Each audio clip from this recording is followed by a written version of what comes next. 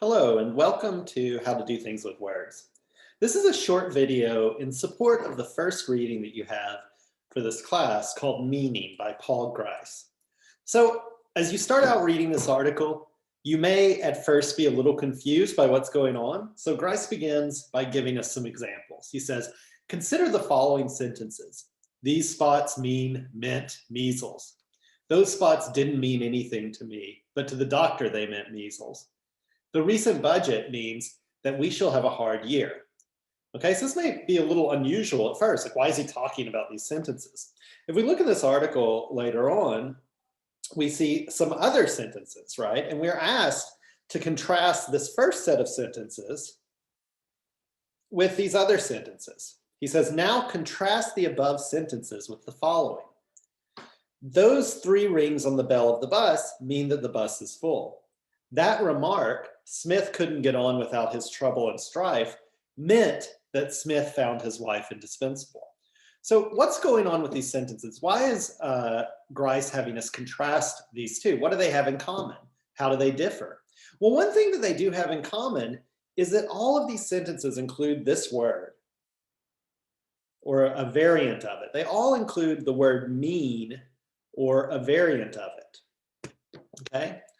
Either mean or the past tense version of that or some other version of that word. So these are all mean sentences. They're all sentences that involve the word mean. And indeed, what Grice is getting at here is he's trying to draw a distinction between 2 ways in which we use the word mean, okay? So Grice wants to alert us to 2 different ways in which we use this word, mean, and its variants in different sentences, okay? Essentially, Grice has 2 goals in this paper. So there are 2 things you should be looking for as you're reading this paper. He has 2 main goals. And those are, first of all,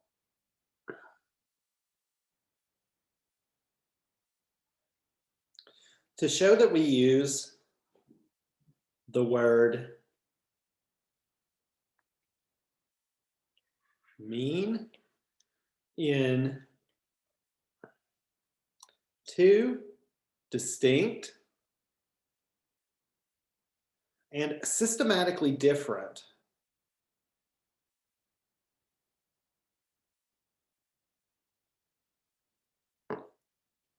ways. So one thing he wants to show is that there are 2 meanings or 2 senses of the word mean, right? So just like the word bank can stand for 2 different things, it can stand for a financial institution or the side of the river.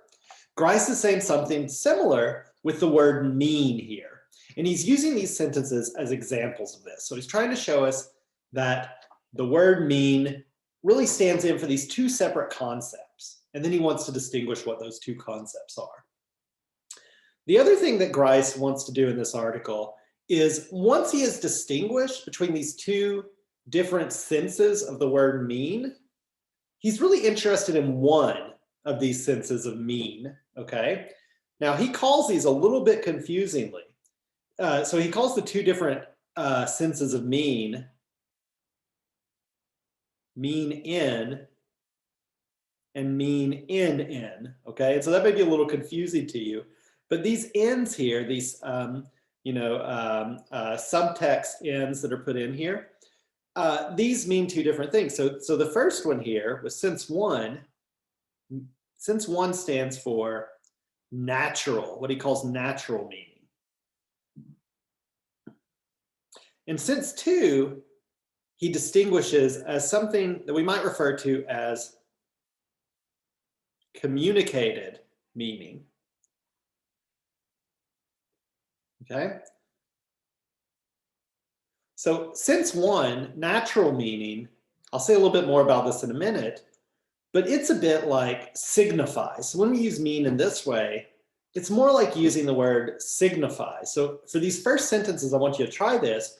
Try substituting in the word signifies, and I think that you'll find that these sentences still make sense, okay? So those spots signify measles. Those spots didn't signify anything to me, but to the doctor they meant measles. The recent budget signifies that we will have a hard year. And now the other sense of meaning, I think, is more like, so non-natural meaning, when we use mean in that way, we could always substitute in the word communicates, okay?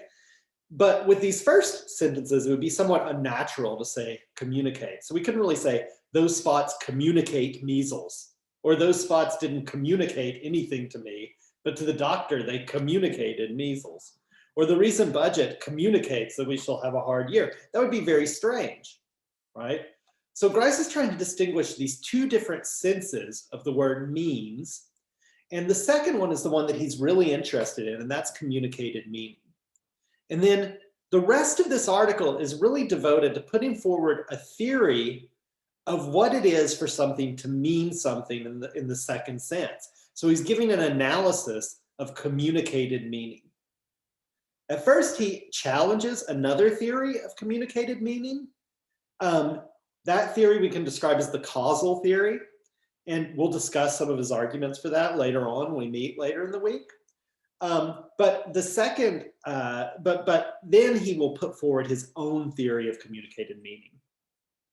So the two things Grice wants to do in this article are, first of all, again, show that we use the word mean in two distinct, systematically different ways. So there's two concepts hiding behind that word. And then secondarily, what he wants to do is to offer an account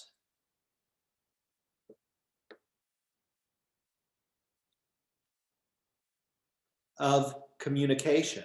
So offer an account of how some symbol or some signal can actually communicate meaning instead of merely signifying it, okay? So he's going to give an account ultimately of this non-natural meaning, okay? So that's the goal of this article. Now let's say just a little bit about this distinction between natural meaning and non-natural meaning. And then let's say a little bit about what Grice's theory ultimately is here and tie that in with the homework. So I'm going to turn to the handout now.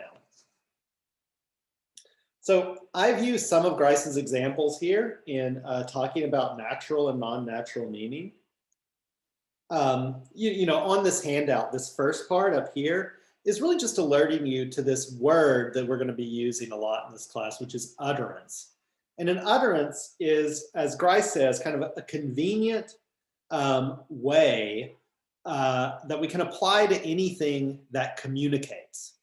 So we're just going to end up talking about utterances as the objects of communication, the things that are the vehicles of communication. So utterances are what we use to communicate with one another.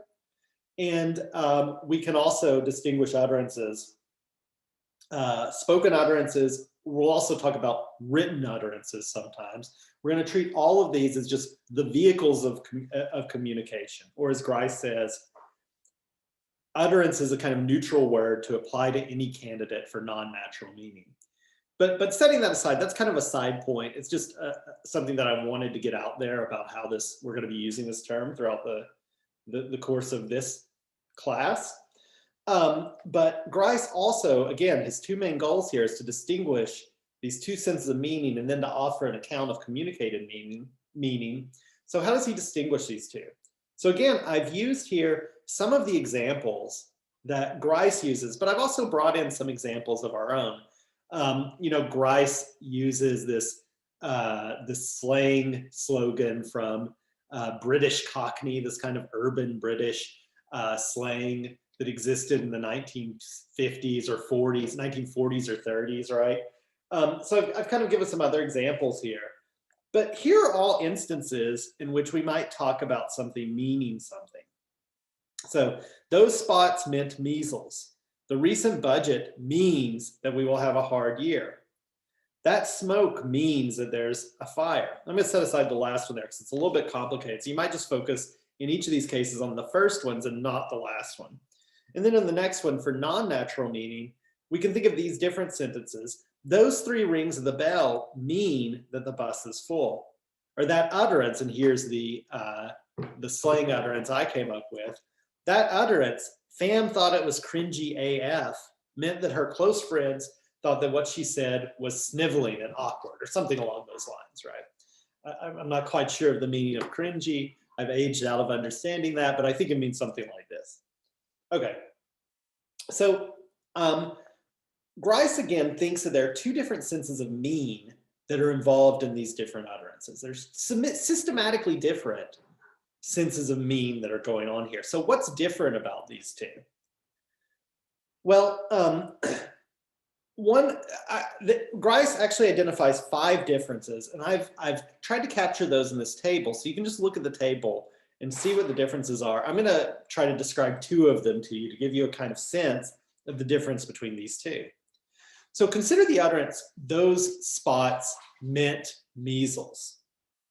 Okay.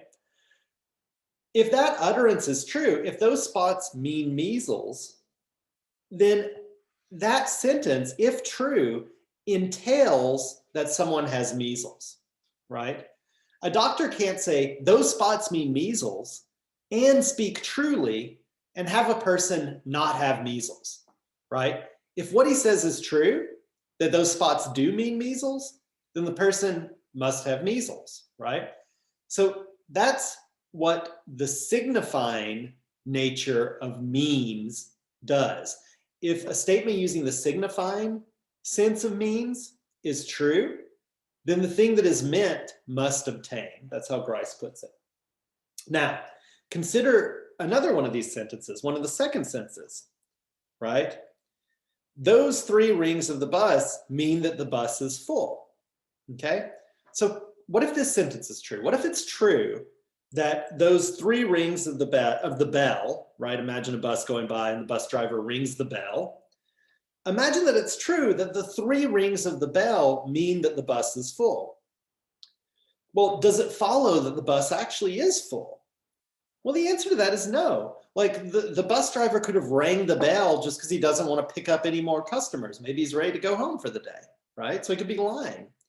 So in the case of communicated meaning, it can be true that something means something without that state of affairs obtaining. So this is the first distinction here. So that when Grice talks about the difference between means, not natural meaning and non-natural meaning, this is one of the main distinctions he's pointing to. If we look back at his article, we can see this. So this is point 1 here.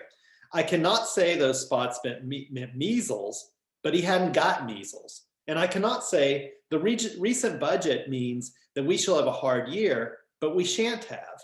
That is to say, in cases like the above, X meant that P and X means that P entail P, right? So if something meant something and it's true, then it entails that state of affairs obtains if we're talking about the signifying sense of means or the indicating sense of mean, right? And notice then here at point 1 after these second sentences, he returns to this point, but points out that it doesn't hold for this other sense of means. So I can use the first of these and go on to say, but it isn't in fact full. The conductor has made a mistake. And I can use the second and go on to say, but in fact, Smith deserted her 7 years ago, right? So that is to say here, X means that P and X meant that P do not entail P. So this is an important distinction between these 2 senses of means. And Grice uses other examples too.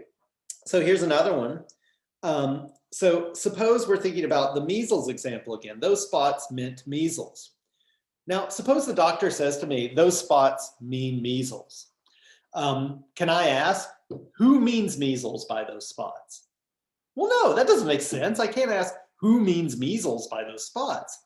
So those spots mean measles. When we're using this means, it doesn't entail the existence of a meaner, of someone who means anything by it. But if we say, for example, that utterance, Pham thought it was cringy AF, meant that her close friends thought that what she said was sniveling and awkward, then we can ask, well, who means that by that utterance? That utterance will have to have been spoken by someone. So there has to be a meaner in the case of sentences involving the second sense of means. And I invite you to explore the other differences Grice draws between these 2 senses of means. He thinks there's a systematic difference here, again, between these two concepts we have behind the single word means.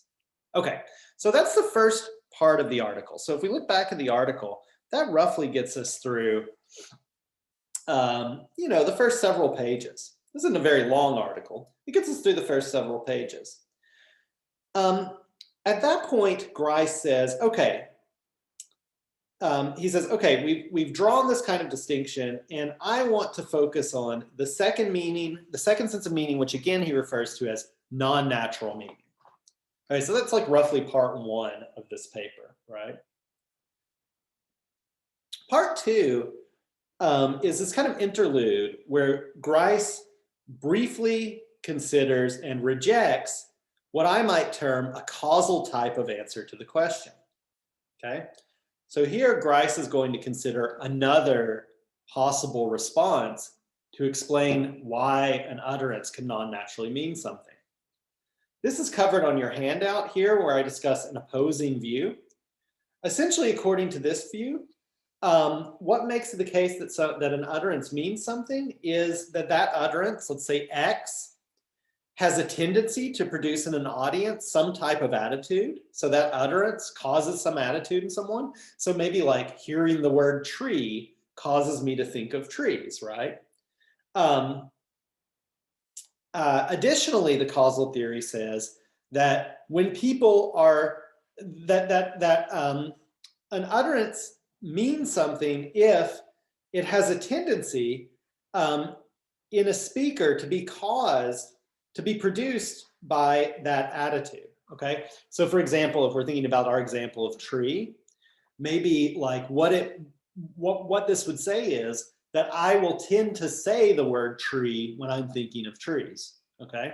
So that's what the second point is saying. So point one says that trees will cause people to say tree. Hearing the word tree will cause people to think of trees. Thinking of trees will cause people to say the word tree. And that there's a kind of elaborate process of conditioning that explains this feature, right? So I was trained up as a kid through conditioning by my parents and the community around me to use this word tree when I have tree thoughts, right? Something like that. Again, this is not Grice's view. So he argues against this view. I recreate one of his arguments on this handout, but he has others. So I invite you to look at his view there. Now, what is Grice's view? Well, Grice's own view is put forward starting on page 381. So here is the second main part of this article, right? So first part, again, the first main point is to distinguish natural from non-natural meaning. And the second point is to offer Grice's account of natural meaning. He's sort of in the middle there, rejects this other account, but that's not the kind of groundbreaking, influential stuff that he's doing in this article. So what is his own account of meaning? Well, again, this is discussed in detail at the end of this article. He also takes up some other problems that might stand out. I'm not going to talk about those in detail. They're not really covered on the handout. But the main thing I want you to take away from this is the theory that he puts forward. And the way in which Grice puts forward this theory is he sort of puts forward a first approximation of what it is for something to mean something, then shows problems with it, then adds another feature, and then finally adds another feature. So what he ends up with is this kind of three-part theory of meaning. And so here ultimately is Grice's account of non-natural meaning. So what he says is, X has non-natural meaning or communicates if, first of all, the speaker intended X, the utterance here, to induce some effect in an audience, right? So suppose I say that it's going to be colder today than tomorrow, right? Then I, presumably in saying that, I want to affect some belief in you, right? So here's the thought. If I say, right, so in producing this utterance, it's going to be warmer today than tomorrow, right? I intend to get you to believe that it's going to be warmer today than tomorrow. All right, so that's one condition on my utterance. It's going to be warmer today than tomorrow, meaning it's going to be warmer today than tomorrow, okay? One condition is that I intend my utterance to induce an effect in you. Another is that you, the hearer, must grasp the intention behind my utterance. So you must understand that in saying this thing, I want you to come to believe this. Okay, so that's the second condition of Grice's view. And then the third condition of Grice's view is that in recognizing that I intend to induce that effect in you, the effect is actually produced. Okay, so grasping my intention to get you to believe this thing actually causes you to believe that thing. Okay, so when those three features are realized, then Grice thinks we have an instance of communication. Now, I give you some questions to reflect on here at the bottom. Some of these Grice says more about at the end of the article, so I invite you to compare what he says to your own thoughts. And I've also given you this homework that is due on January 6th, that's tomorrow at 11:59 p.m.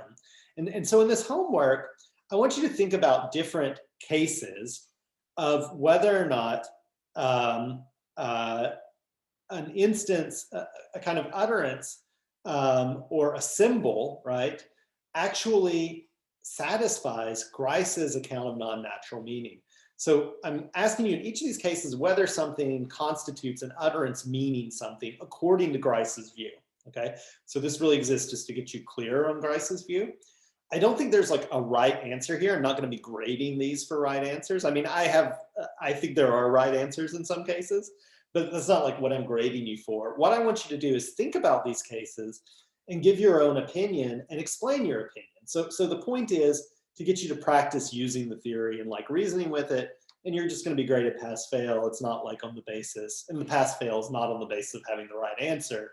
It's on the basis of thinking through the work, okay? So like, for example, consider, let's just consider one of these.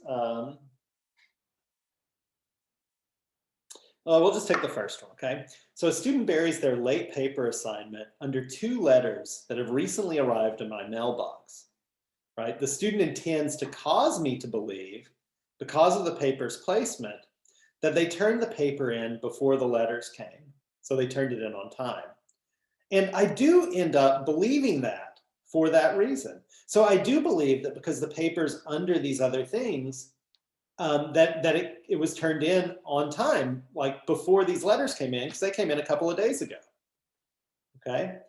And now the last point is, the question is, does the student's placement of the paper under the letters non-naturally mean, does it communicate that the paper arrived on time, okay? So what you need to think about is Grice's conditions here. Remember, there are 3 of them. Are they all satisfied? Is it the case that the student intends to produce an effect in me? Is it the case that by means of this like act of his of placing this under these things? Is it the case that that act does produce that effect in me? And does that act produce that effect in me in virtue of my recognizing his intention? If it does all 3 of those things, then we should say that it is an instance of non-natural meaning in Grice's sense. Okay? So that's it for this article. I hope this explanation has been useful. Again, please read this while attending to the notes handout, and we will discuss this a little later on in the week. Again, you have no group work this week, so your only exercise is to work through this, do the homework, and discuss with me in your meeting on Friday or Thursday or Wednesday. I'm still sorting out those meeting times, but they will be coming down very soon. All right, have a nice day. I'll talk to you later.